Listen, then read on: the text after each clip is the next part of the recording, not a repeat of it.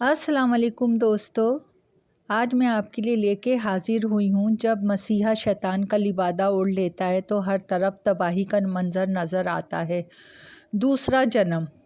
Signal पे शदीद traffic था। खावर किसी काम से गांव से कराची आया था। वो एक रक्शे में सवार था। अचानक खावर की नज़र रक्शे में बैठी लड़की की तरफ गई। वो उसे हैरत से देखता रह गया। वो पूरे वसूख के साथ कह सकता था वो इसकी बेटी है, लेकिन नहीं, इसकी बेटी मर चुकी है। ख़ुद इसने अपने हाथों से इसे मनो मिट्टी तले ज़मीन में दफन किया था। फिर वो किस तरह ज़िंदा हो सकती है? इसकी नज़र का धोखा है। ये कोई और लड़की है।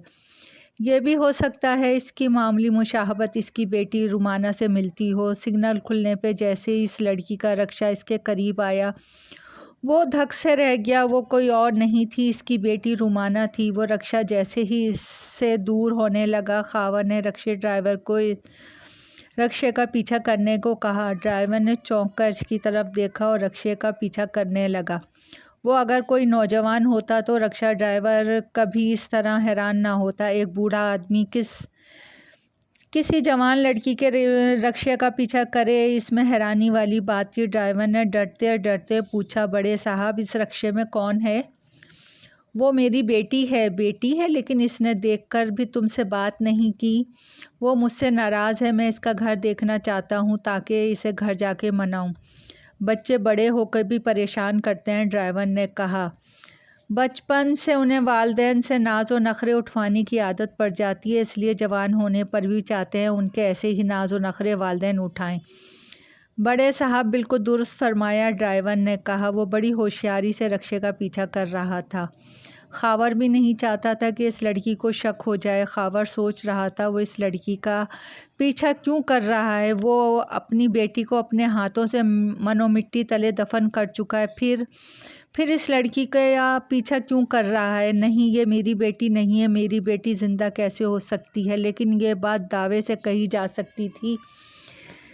वो लड़की इसकी बेटी है। ये ज़रूर इसका दूसरा जन्म है। वो दूसरे तीसरे जन्म को नहीं मानता था। डॉक्टर ज़रीफ़ ने जब इसकी बेटी के बारे में ये बात कही थी, इसकी बेटी का दूसरा जन्म है, बुरी तरह चौंका था और इसने डॉक्टर ज़रीफ़ की बात को मानने से इनकार कर दिया था। इसकी बात को झूठा माना था। अगर डॉक्टर की बात को दुरुस्त मान लिया जाए तो फिर इसकी बेटी का ये तीसरा जन्म होगा। रुमाना को सीने में तकलीफ़ थी। वो अपने गांव अयासपुर के एक सरकारी अस्पताल से लेकर गया था। गांव में सरकारी अस्पताल था जहां गरीबों का मुफ्त इलाज होता था। डॉक्टर ज़रीफ़ ने जब रुमाना को देखा, वो कुर्सी से उछल पड़ा। वो खासी देर तक गुमसुम रुमाना को देखता रहा। खावर को भी हैरत हुई, आखिर ऐसी क्या बात है जो डॉक्टर ज़रीफ़ इसकी बेटी को देखकर ऐसा परेशान हो गया है। इससे कबल खावर डॉक्टर ज़रीफ़ से कुछ कहता, वो खुद ही बोल पड़ा, तुम्हारा वादा सच्चा था। तुमने मुझसे वादा किया था, उसे निभाया। तुमने मरते हुए भी मुझसे कहा था दूसरे जन्म में मैं तुम्हारे साथ होंगी। आज मेरे सामने इस तरह आकर साबित किया गया है कि तुमने कभी मुझसे झूठ नहीं बोला और मरते हुए भी जो कहा इसे सच कर दिखाया। डॉक्टर साहब, ये कैसी बातें कर रहे हो? ये मेरी बेटी रुमाना है, खावर ने गुस्से से कहा। तुम भी ठीक कह रहे हो, ये तुम्हारी बेटी है, लेकिन ये इसका दूसरा जन्म है। मुसलमान होकर भी ऐसी बातें करते हो? मुझे भी इस बात पर यकीन नहीं था। मेरी बीवी ने मरते हुए ये बात कही थी कि वो हर जन्म में मेरे साथ रहेगी। मैंने यही सोचा था वो मोहब्बत में ये बात कह रही है। मैंने बेख्तियार मुस्कुरा दिया। डॉक्टर ज़रीफ़ ने कहा, डॉक्टर साहब, अक्सर सूरतें ऐसी एक जैसी होती हैं। इन शक्लों को गौर से देखने पे महसूस होता है कि इनमें कुछ ना कुछ फ़र्क ज़रूर होता है, खावर ने कहा।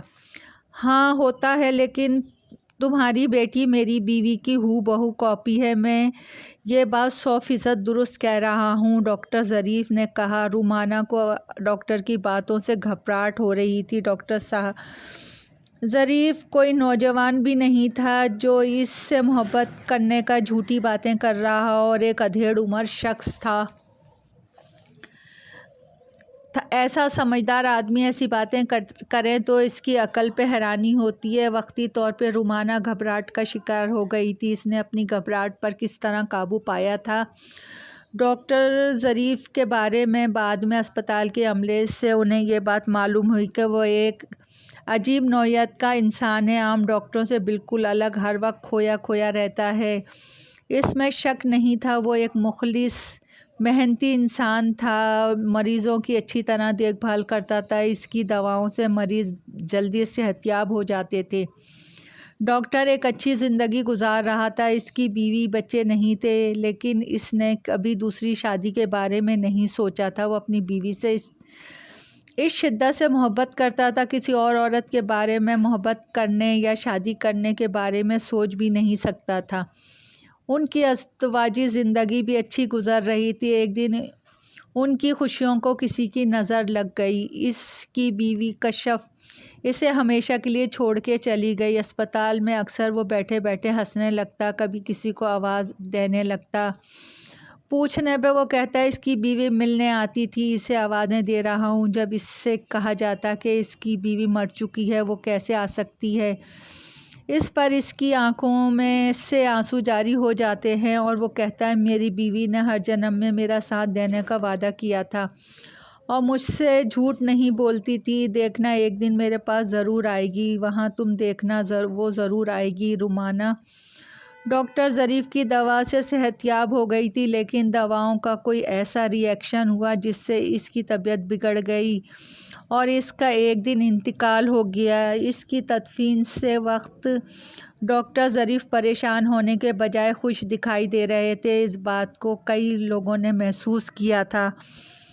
رومانہ کے انتقال کے ایک ہفتے بعد ہی ڈاکٹر ظریف نے قصبے کے اسپتال سے اپنا ٹرانسفر شہر کروا لیا۔ رکشک مکان کے سامنے جا کے رک گیا اور وہ لڑکی مختصر سامان کے ساتھ مکان کے اندر داخل ہو گئی۔ خاور بھی رکشا ڈرائیور کو کرایہ ادا کر کے مکان کی جانب بڑھا۔ دروازے پہ دستک دی، دروازہ اس لڑکی ہی نے کھولا۔ جی فرمائیے، اس نے پوچھا۔ بیٹی میں تم سے کچھ باتیں کرنا چاہتا ہوں۔ تم کون ہو؟ کیا باتیں کرنا چاہتے ہو؟ مجھے اندر تو آنے دو۔ گھر کے اندر مجھے کسی کو بلانے کی اجازت تو نہیں ہے، پر آپ کو دیکھ کر نہ جانے کیوں میرا دل بھی آپ سے باتیں کرنے کو چاہ رہا ہے۔ یہ کہتے ہوئے لڑکی نے خاور کو اندر آنے کا راستہ دے دیا۔ میری ایک بیٹی تھی جس کا نام رومانہ تھا، وہ ہو بہو تمہاری ہم شکل تھی۔ اچھا، پھر وہ کہاں گئی؟ اس کا انتقال ہو چکا ہے۔ اوہ اچھا، بہت افسوس ہوا۔ مجھے دیکھ کر آپ کو اپنی بیٹی یاد آ گئی ہوگی۔ ہاں ایسا ہی ہوا ہے، اس لیے میں نے تمہارا پیچھا کیا اور یہاں تک چلا آیا۔ تم مجھے اچھے سان لگ رہے ہو، جبھی سچ بتا دیا۔ ہاں بیٹی، یہی بات ہے۔ تم یہاں کس کے پاس رہتی ہو؟ کیا تمہاری شادی ہو چکی ہے؟ نہیں، میری شادی ہو جائے گی، چند دن شادی میں باقی ہیں۔ تم اپنے والدین کے پاس رہتی ہو؟ میرے والدین کے بارے میں مجھے کچھ معلوم نہیں، وہ کون تھے؟ یہ کیسے ہو سکتا ہے؟ انسان کو اپنے والدین کے بارے میں کچھ نہ کچھ تو علم ہوتا ہے نا۔ خاور چونکا۔ میں طویل عرصے سے کومے میں تھی، ڈاکٹر صاحب نے میرا علاج کیا ہے۔ میں ایک ہفتے قبل ہی کومے سے باہر آئی ہوں، ہوش آنے پہ پرانی باتیں بھول چکی ہوں۔ ڈاکٹر صاحب نے مجھے بتایا ہے کہ میرا نام کشف ہے۔ مجھے اور بھی عجیب و غریب باتیں بتائی ہیں، لیکن میرا ذہن باتوں کو قبول نہیں کر رہا۔ ڈاکٹر صاحب نے میرا علاج کیا، اس لیے ان کی بات کو ماننا پڑے گا۔ وہ مجھ سے جھوٹ کیوں بولیں گے؟ کیا باتیں بتائی ہیں؟ وہ کہتے ہیں میرا یہ دوسرا جنم ہے۔ میرے پہلا جنم میں جو والدین تھے ان کی تصویریں بھی دکھائیں۔ پہلے جنم میں میری شادی ڈاکٹر صاحب سے ہو چکی ہے، پھر میرا انتقال ہو گیا۔ دوسرے جنم میں میرے جو والدین ہیں ان کی تصویریں ان کے پاس نہیں ہیں۔ ڈاکٹر صاحب نے مجھ سے وعدہ کیا ہے کہ شادی ہو جانے پر وہ ضرور کسی نہ کسی طریقے سے میرے والدین کی تصویریں حاصل کر کے مجھے دکھائیں گے، لڑکی نے بتایا۔ خاور کا ذہن اس لڑکی کی باتیں سن کر کہہ رہا تھا ضرور کوئی گڑبڑ ہے۔ اچھا بیٹی، یہ بتاؤ ڈاکٹر صاحب کا نام کیا ہے؟ ڈاکٹر ظریف۔ کیا؟ ڈاکٹر ظریف؟ خاور چونکا۔ کیا آپ ان کو جانتے ہو؟ تم ان کی تصویر دکھاؤ تو میں کہہ سکتا ہوں جانتا ہوں کہ نہیں، خاور نے کہا۔ میں ابھی تصویر دکھاتی ہوں۔ یہ کہہ کے کشف نے ان کو ڈاکٹر صاحب کی تصویر دکھائی۔ تصویر دیکھ کر خاور کو زبردست جھٹکا لگا۔ وہی ڈاکٹر ظریف تھے جو ان کے قصبے میں اسپتال میں کام کرتا تھا۔ اس نے اپنے آپ کو سنبھالا اور بولا، بیٹی مجھ سے وعدہ کرو تم ڈاکٹر ظریف کو نہیں بتاؤ گی میں یہاں آیا تھا۔ وہ کیوں؟ میں ایک عرصے ملک سے باہر رہا ہوں اور میری ڈاکٹر ظریف سے اس دوران ملاقات نہ ہو سکی تھی۔ میں اچانک ڈاکٹر ظریف کو گھر آ کے سرپرائز دینا چاہتا ہوں، اس کے لیے کچھ تحائف بھی ساتھ لایا ہوں۔ ٹھیک ہے، میں نہیں بتاؤں گی، کشف نے مسکراتے ہوئے کہا۔ اچھا، میں چلتا ہوں۔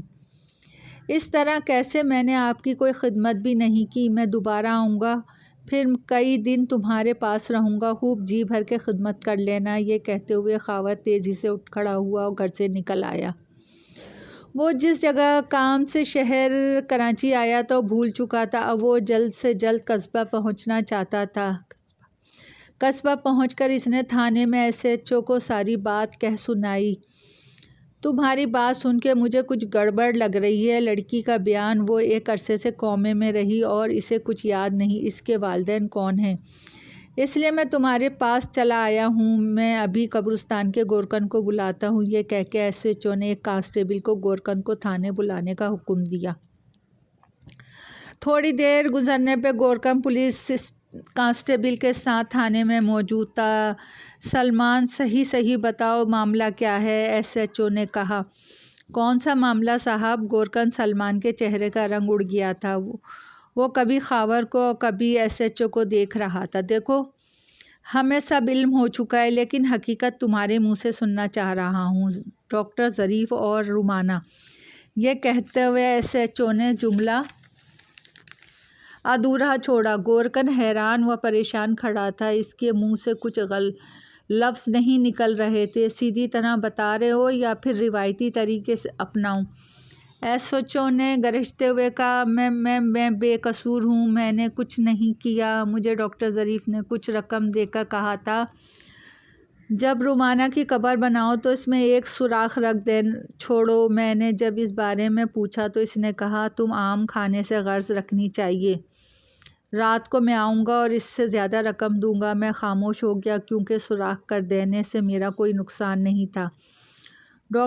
رات کو ڈاکٹر میرے پاس آیا۔ وہ ایک ایمبولینس اپنے ساتھ لایا تھا۔ اس کے ساتھ چند آدمی تھے۔ ڈاکٹر صاحب نے مجھے اچھی خاصی رقم دیتے ہوئے کہا، تمہیں اپنی زبان کو ہمیشہ خاموش رکھنا ہے، اس لیے میں نے تمہیں اتنی رقم دی ہے۔ میرے ساتھی رومانہ کی لاش کو اپنے ساتھ لے جائیں گے۔ اس لاش کا کیا کرو گے؟ یہ رومانہ کی لاش نہیں ہے، وقتی طور پہ کومے میں چلی گئی ہے۔ میں اس کا علاج کروں گا اور دوبارہ سے یہ زندہ ہو جائے گی۔